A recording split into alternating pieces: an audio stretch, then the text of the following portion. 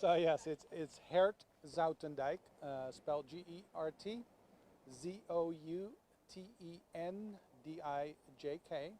I'm the acting public information officer for Gaston Rural Fire District.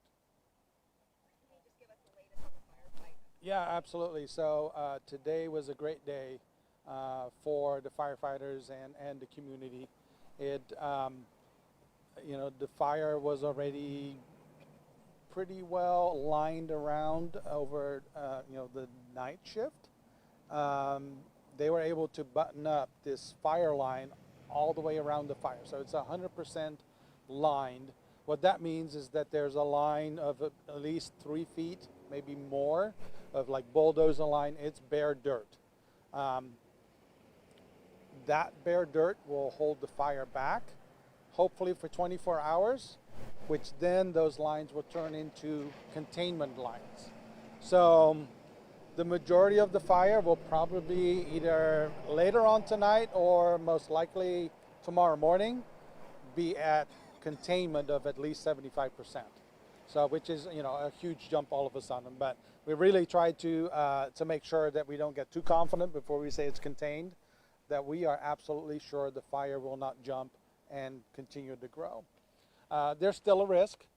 There's still hot spots. There's still trees that are, kind of burning. Depending on the weather, we might have weather change that winds pick up and shoot ambers up and over those lines to start another fire. So that's why we're very cautiously with changing evacuation levels, calling it contained, yes or no. But it went really well today.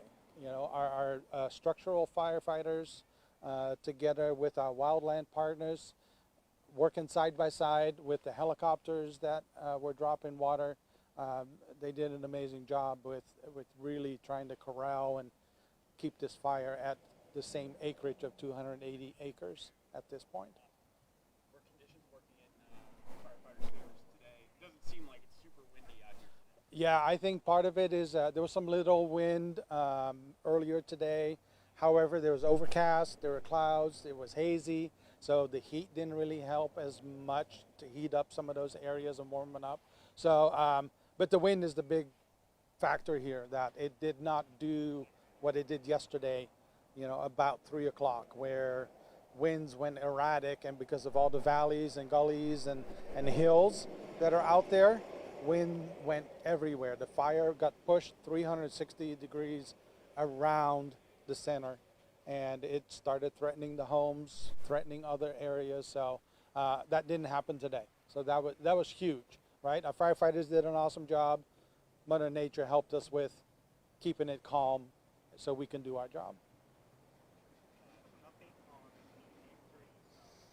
Sure, yeah. So yesterday we had 4 people that were evaluated.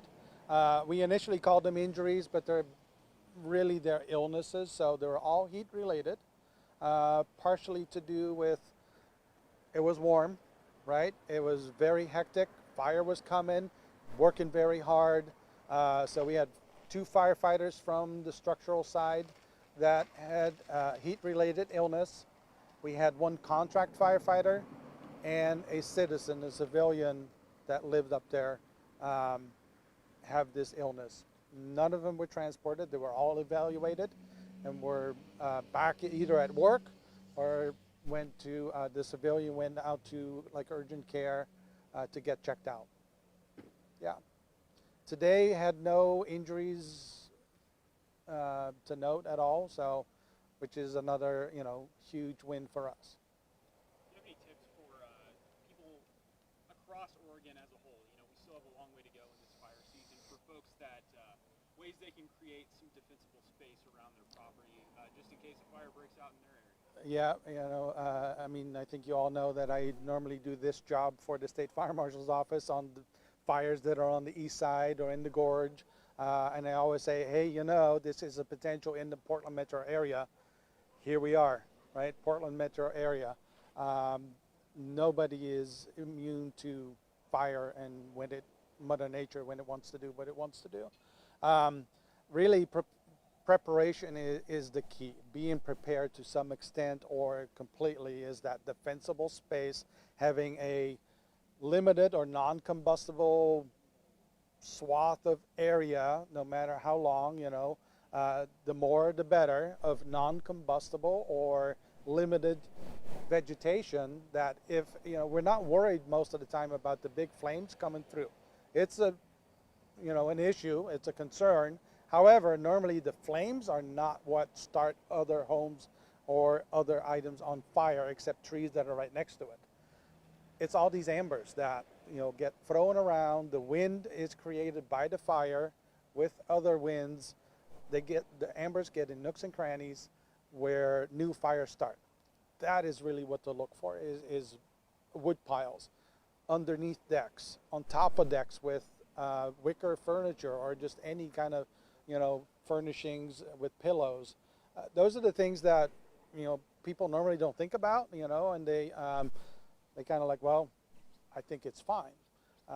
The state fire marshals has a great program, and it's partially done by the fire marshal's office and partially also by local fire agencies, where you can go online at the Department of State Fire Marshal and go look up for that program, the Fire Defensible Space program, and you can type in your zip code, and it'll either come up with the program or it will allow you to sign up with the fire marshal to have somebody come out, an expert, to come out and show the people what they can and should maybe do to make their home that much better. And this is a statewide program, so the biggest thing, right? If you don't know where to start, don't Google and looking online. It would be a good start. But if you really need that extra help, where you get a professional to come and look, go online and take a look at that.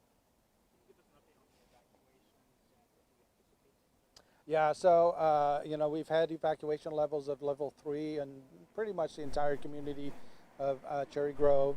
The anticipation is that levels will drop sometime tonight, and exactly the details of it, we do know that some areas will still stay in level 3, but the other ones will drop a level, at least at minimum. So yeah, we have to just confirm and get the actual locations correct before we publish it, because we don't want to get misinformation out there.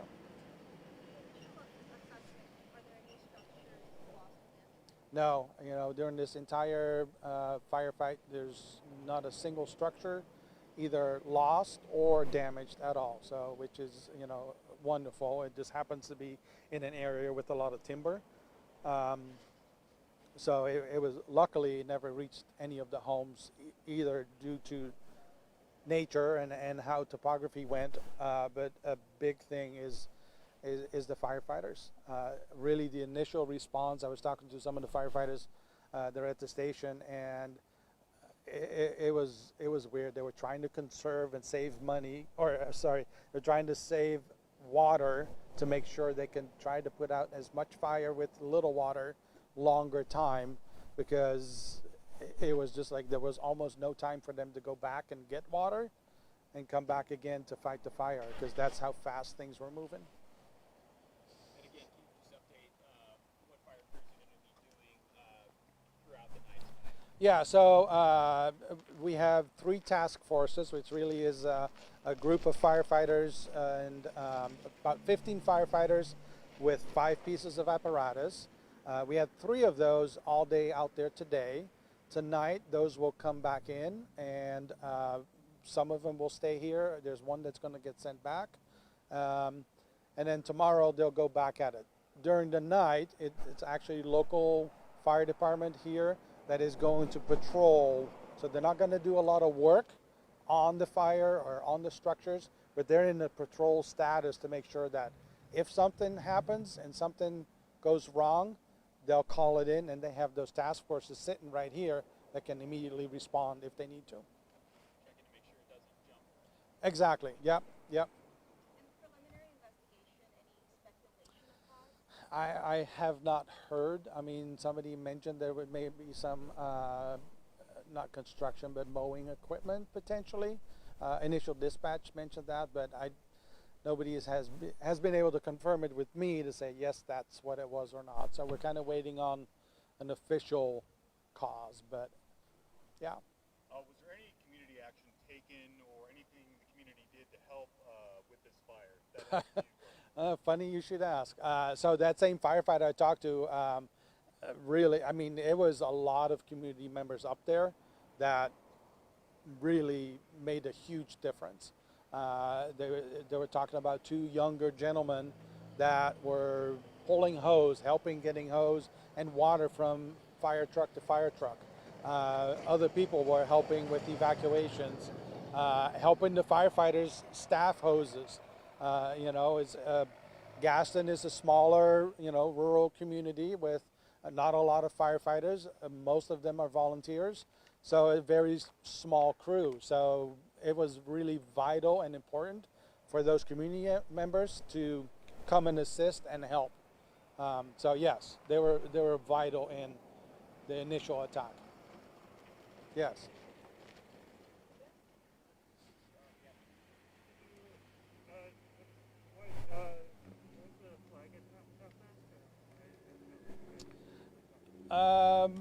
It's not from our fire, I can tell you that. I believe it was for well, I don't know for sure because that was a couple days ago. I'll have to ask him.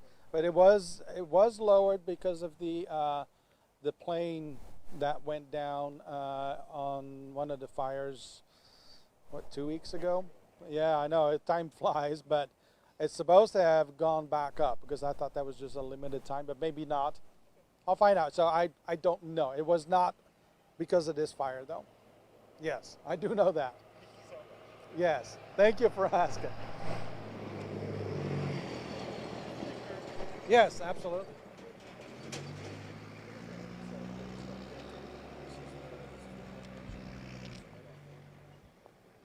Well, let me just edit the